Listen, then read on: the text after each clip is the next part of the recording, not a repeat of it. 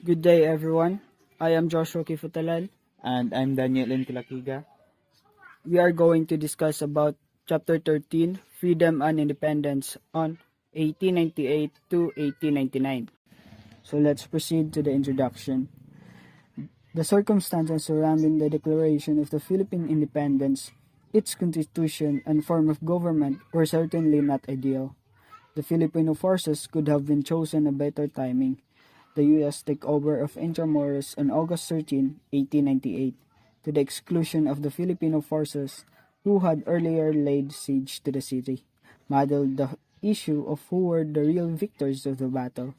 Was it the Americans or the Filipinos that were responsible for the Spanish surrender? General Emilio Aguinaldo, together with Apolinario Mabini, were faced with the difficult task of uniting the educated and rich with the majority who were poor and uneducated under a form of government worthy of international respect and recognition. This they had to do in just a short time with the impending U.S. occupation of the country.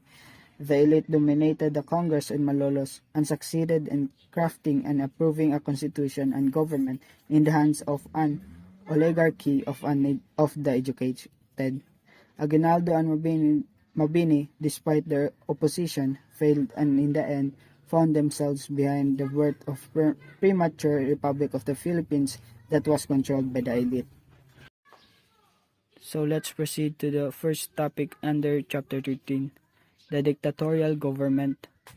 When Aguinaldo was in Hong Kong, he asked Mariano Ponce to prepare a constitution that provided for a republican form of government. When Aguinaldo returned to the Philippines, he realized that it was time to organize the government, as what Consul Waldman has earlier advised. He was to establish a dictatorial form of government because such a government was very effective in a critical period such as what the country was experiencing. There were many problems that needed to be addressed, like financing a new government, food for the people, reconstruction of destroyed buildings and houses, including roads and bridges, and many other concerns that would require honesty, dedication, and competence on the part of the chief executive. Aguinaldo was convinced that a dictatorial form of government was more efficient than a republican government in a time of crisis. He asked Ambrosio Rianzares Bautista, a lawyer of good standing, to prepare the machinery for the establishment of a dictatorial government. So on May 24, 1898, Aguinaldo, upon the advice of Bautista, formally established the dictatorial government to be admonished by the decrees promulgated under Mayne's sole responsibility. Hereafter, all decrees issued in the name of the Biak na Bato Republic were declared null and void. Aguinaldo made it clear that this form of government was temporary in nature and that in the future people may modify it. Mabini enters the scene. While Agoncillo was in Hong Kong, he was in the company of many wise men. They were all patriotic men of experience. It was these men who composed the Hong Kong junta, which Aguinaldo consulted for the major decisions. Before he left for the Philippines, Felipe Agoncillo, who had left for the Philippines in 1895 because some friars were after him, gave him some good advice. Realizing that Aguinaldo would need the service of dedicated and patriotic men, Agoncillo advised him to look for a certain Apolinario Mabini of Tanawan, Batangas. He was, according to the informant, a bright young man who could be relied upon in times of crisis. Now in Cavite, Aguinaldo remembered Agoncillo's advice. He learned that Mabini was resting in Los Banos, Laguna. He ordered his men to fetch Mabini and bring him to Kawit, Cavite. Mabini was carried in a hammock from Los Banos, Laguna to Kawit, Cavite. It was a long and difficult journey considering that there were no good roads between the two towns. Aguinaldo met Mabini for the first time in his office and was struck by a strange light in the man's eyes that he could not explain. The general thought at first that he must have made a mistake in sending for the man, who was paralyzed from the waist down to his lower limbs. Aguinaldo smiled and reached out to shake hands with the man. It was the beginning of a friendship that would last only 1 year. So the Declaration of Independence. Aguinaldo's proclamation of independence from Spain was opposed by Apolinario Mabini, who said that the most important thing to do was to recognize the government first, to make it popularly based and thus more stable than a dictatorial government. In this way, the foreign countries would know that the rebel government was secure. Aguinaldo, however, stood his ground and insisted on the proclamation of the Philippine independence. So on June 5, a musician composed a march that would be played during Independence Day ceremonies. President Aguinaldo heard the music and decided to make it the official march of the Philippines. The march was entitled Marcha Filipina Magdalo and was composed by Julian Felipe or Julian Felipe. So on June 12, between 4 and 5 in the afternoon, the Philippine flag, designed by Aguinaldo and sewn in Hong Kong by Marcela Agoncillo, was officially hoisted for the first time to the accompaniment of the Marcha Filipina. So the act of the Declaration of Independence was prepared and read by Ambrosio Rienzales Bautista. This was his last official act before he faded from the picture, and Mabini stepped in as President Aguinaldo's topmost advisor. U.S. Admiral Dewey declined that invitation to the ceremonies. Instead, an American Army officer by the name of Colonel L.M. Johnson attended on his behalf. Local government reorganized. Mabini began playing a very important role in the Filipino government after the Declaration of Independence on June 12, 1898. Francisco Mabini prepared a decree for President Aguinaldo's signature, in which it was decided that the first duty of the government is to interpret faithfully the will of the people. He felt that the people should be close to him so that he could tend to their needs at once. Mabini's decree of June 18 provided for the reorganization of the government in provinces that had been taken from Spain. The right to vote was given to men of high moral character and good standing in his community, who would elect the town head, cabeza of each barrio, and delegates for police and internal order, justice and civil registry, taxes, and property. Mabini thought that there should be a revolutionary congress and that each province should elect its delegates to Congress. The provincial chief, the chief of capital of the province, and the 3 councillors constituted the provincial council. Mabini thought that there should be a revolutionary congress. To prepare this, he included in the June 18 decree of provision stating that each province should elect its delegates to Congress was to propose measures concerning the preservation of internal orders and external security of this island. The administration of justice. In a supplementary decree of June 20, Mabini provided for the administration of justice in areas under the Filipino government. Under the setup, the town chief was automatically assigned as a town judge. In criminal cases, the papers relating to a case had to be sent to the provincial council. In civil cases, decisions were made by the popular council. So let's proceed to the second topic under the chapter 13, the revolutionary government. So upon the advice of Mabini, Aguinaldo changed the form of government from dictatorial to revolutionary. So this took effect on June 23. From this time on, the name of the government was Revolutionary Government. The decree, prepared by the Babini, changed the title of the chief of state from dictator to president. So it is changed to president. So to help the president in his duties, four departments were created. They were the Department of Foreign Affairs, Navy and Commerce, the Department of War and Public Works, the Department of Police and Internal Order, Justice, Education and Hygiene, and lastly the Department of Finance, Agriculture and Manufacturing Industry. So this June 23 decree also provided for the creation of Congress. Provinces, which could not hold any election for delegates to Congress because they were still under Spaniards, would be represented by appointive delegates to Congress. So the Congress was not a lawmaking body but an advisory one. So it would advise the president on matters pertaining to the organization of the Revolutionary Army and raising of funds to support it. Not just the vague statement, but also the welfare of the country.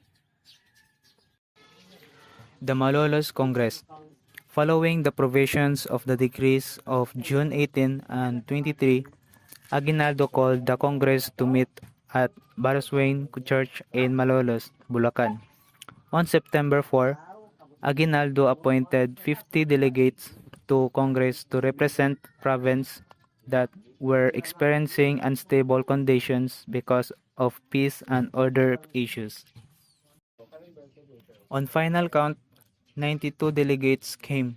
35 delegates were elected, while 57 were appointed. The majority of these were educated and rich. Lawyers, physicians, and businessmen made up 59%. None from the peasants, labor, Muslims, and other ethno-linguistic groups were represented. The Basilica of Baraswain was filled with people in the morning of September 15, 1898. The Banda Pasig played the Marcha Filipina at the churchyard. The marcha is now known as the national anthem. Cries of "Viva" reverberated when Aguinaldo arrived with his aides. He entered the church and sat in one of the chairs designated for him. He acknowledged the applause and then stood up. He read his message in Tagalog and later in Spanish. He announced that the ceremonies were over and that the Congress should elect its officers. In the meeting of September 29, Congress ratified the Proclamation of Independence in Kawit on June 12. This was the first significant act of Congress. Aguinaldo congratulated the members of Congress, especially the elected officers, and said in Tagalog, "Now we witness the truth of what the famous President Monroe said to the effect that the United States was for the Americans. And I say the Philippines is for the U.S. government, whose representative Admiral Dewey continued to be uncommitted to the idea of an independent Philippines." The next topic under the Chapter 13 is the Malolos Constitution. What Mabini provided in the decrees of June 18 and 23 was for Congress to function as an advisory group to the President. He meant for it not to act as a law-making body. He believed that in times of emergency, as what was happening in those days, the chief executive should not be hampered by too much discussion in order to execute plans immediately. The members of Congress, who by then were mostly the elite, however, were opposed to Mabini. They believed that it was necessary to have a modern constitution where Congress functioned as an equal branch of the executive charged with legislative power. Mabini prepared a draft of the Constitution called Constitutional Plan of the Philippine Republic and submitted it to Congress. Congress did not like it because it was based on the statutes of universal masonry. Felipe J. Calderon, a descendant of a Franciscan friar of Santa Ana, Manila, prepared his version of the Constitution with the advice of Cayetano Arellano, a brilliant lawyer. Calderon presented his version, and the days that followed were spent in discussing the Constitution article by article. After long discussions and tight decision, a second vote was taken. Those against the provision of making Catholicism the state religion won by only one vote, that of Pablo Texon of Bulacan. Other provisions were modified because of Mabini's objections. The final version of the Constitution was promulgated by Aguinaldo on January 21, 1899. The Constitution, its importance. The Malolos Constitution was the first important state document that the Filipino people, speaking through their representatives, had ever produced. According to this constitution, the government that was established was popular, representative, and responsible. It was divided into three branches: the executive, the legislative, and the judicial. The Constitution also provided for national and individual rights not only of Filipinos but also of foreigners. The Assembly had only one house. In other words, it was unicameral. The department secretaries, the secretaries of foreign affairs, secretaries of justice, among others, were representative not to the president but to the assembly. The Malolos Constitution is unique for the three reasons. First, the assembly or the legislative branch was more powerful than the executive or the judicial branch. Second, it provided that when the assembly was not in session, a permanent commission composed of members of the assembly would sit as a legislative body. And lastly, the Constitution established a unicameral legislature. Calderon explained later that the reason behind the superior rank of the legislative branch over the executive or the judicial branches of government was that he was afraid that if the executive branch became powerful, then the ignorant soldiers who were for Aguinaldo would dominate the government. This also included many veterans of the 1896 revolution, the soldiers and leaders of the Katipunan in the provinces. And now, let us proceed to the last topic under Chapter 13, the First Philippine Republic. So, in preparation for the inauguration of the Philippine Republic, Aguinaldo, as early as January 2, 1899, reorganized his cabinet.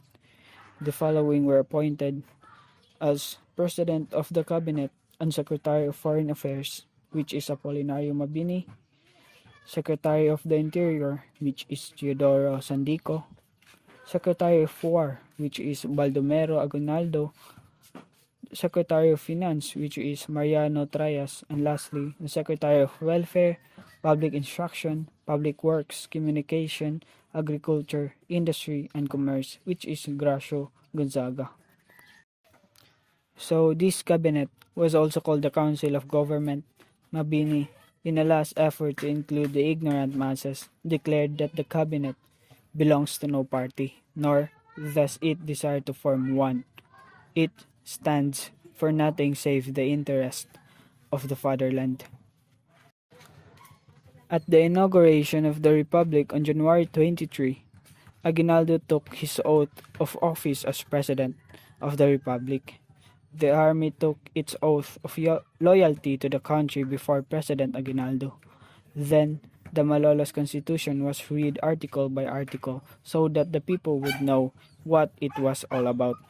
To make the event memorable, Aguinaldo pardoned all prisoners of war who were not regular members of the Spanish army. Also, Spaniards and aliens were granted the right to engage in business in the Philippines. Education. So, the armed struggle between the Spaniards and the Filipinos resulted in the destruction of schools and buildings. Of course, it is destructed because of the warfare.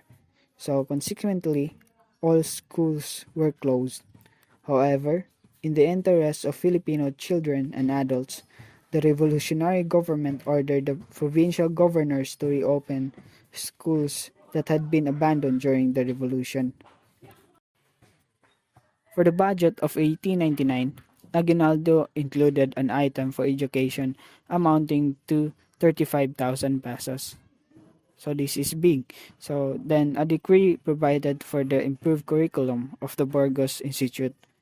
So the curriculum included subjects such as Latin grammar, universal geography, English, French, history, mathematics, physics, chemistry, philosophy, and natural laws. So in October 1898, a decree was issued creating the Literacy University of the Philippines. The subjects taught were medicine and surgery, civil and criminal law, pharmacy, and notariate. Dr. Guerrero delivered the commencement address of the school on September 29, 1899. The university did not last very long because the Philippine-American War broke out and led to the disbandment of the professor, who, in their own way, worked for their country in the fight against a new enemy. Periodicals of the Revolution. So, a struggling nation like the Philippines, towards the end of the 19th century, needed propaganda media to make the feelings and ideas of the people known to the world. As a first step towards realizing this objective, the revolutionary government founded its official organ, El Heraldo de la Revolucion, which came out on September 29, 1898. Later, its name was changed to Heraldo Filipino, then to Indies Official, and finally to Gaceta de Filipinas. So, this newspaper published the decrees of the government, some news, and Tagalog poems. Privately owned newspapers were also founded and joined the crusade for Filipino nationalism. So the most famous of this newspaper was La Independencia. Its editor and part owner was General Antonio Luna. The newspaper came out on September 3, 1898, and great Filipino writers in Spanish wrote in its columns. So these Filipino writers like Cecilio Apostol, Fernando Maguerero, Jose Palma, Rafael Palma, Epifanio de los Santos, Jose Abreu, Mariano V. del Rosario, Salvador V. del Rosario, Rosa Villa, and Florante Arellano. So this was the Filipino writers in Spanish who wrote the columns. The Treaty of Paris, in order to convince the foreign powers that the Filipino were civilized and capable of maintaining a stable government, Aguinaldo sent out diplomatic agents abroad. These Filipino diplomats were Felipe Agoncillo for the United States, Mariano Ponce and Faustino Lecauco for Japan, Antonio Marigidor for England, Juan Luna and Pedro Rojas for France, and Heriberto Zarcal for Australia. The assignment of Agoncillo was deemed most important. He was accompanied to the United States by Sixto Lopez. Agoncillo's efforts to seek official audience with President McKinley failed. He then sailed for Europe to attend the Paris Peace Conference, where American and Spanish peace commissioners discussed questions relating to Cuba, the Philippines, and the other matters. On December 10, 1898, the Spanish and American peace commissioners signed the Treaty of Paris. By this treaty, Spain turned over the Philippines to the United States for the sum of 20 million as payment for the improvements made by Spain in the Philippines. Also, the United States agreed to permit Spaniards to ship commodities to the Philippines for a period of 10 years on the same terms as those of the United States. Agoncillo returned to Washington, D.C. to prevent the ratification of the treaty. Although this treaty had already been signed, it was not yet approved by the Senate of the United States. Agoncillo submitted a memorandum to the United States entitled Memorial to the Senate stating the reason why Spain had no right to transfer the Philippines to the United States. He said that at the time the treaty was signed, Spain had already been ousted from the Philippines by the Filipinos. Many Americans were also against the treaty and even established the Anti-Imperialist League, which was very vocal against the move of the United States to colonize the Philippines. When the Philippines-American War started on February 4, 1899, the American newspaper said it was the Filipinos who started the war. This turned the tide for the approval of the treaty. On February 6, the Senate voted to pass the Treaty of Paris. The American imperialists who propagated the falsehood that the Filipinos started the hostilities won the day. And that's all our report all about. Thank you for listening, and once again, I am Joshua Kifutalan, And I'm Daniel Enikalakiga. and good day everyone, and God bless.